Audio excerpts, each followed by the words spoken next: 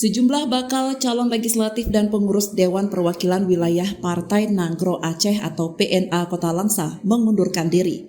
Pengunduran diri pengurus dan bacalek tersebut buntut dari pencopotan Ketua PNA dari yang sebelumnya dijabat oleh Adami, kini berpindah tangan menjadi Teguh Helmi Mirza.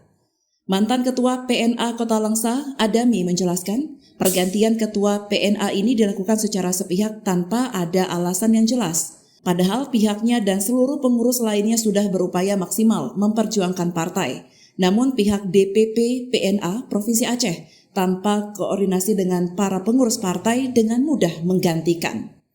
Adami juga menambahkan SK yang dikeluarkan juga sangat rancu dan lucu, sebab di dalam aturan dasar atau aturan rumah tangga PNA menyebutkan setiap pengurus ataupun kader dapat dikeluarkan atau dipecat jika dipenjara, sakit, meninggal dunia, ataupun mengundurkan diri.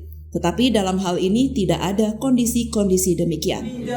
Kebetulan itu SK DPP keluar dengan cara tidak sepengetahuan DPP Kota Langsa.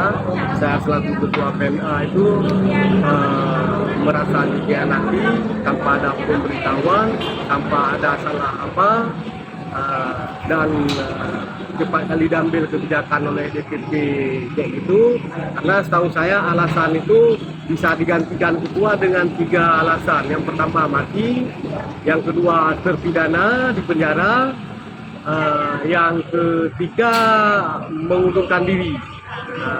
Jadi ada alasan tertentu. Ini kok tiba-tiba sudah ada surat SK sama orang lain. Berarti kan kita nggak dihargai, ini bentuk penzaliman namanya. Dari Langsa, Seli Novita melaporkan untuk Puja TV Aceh.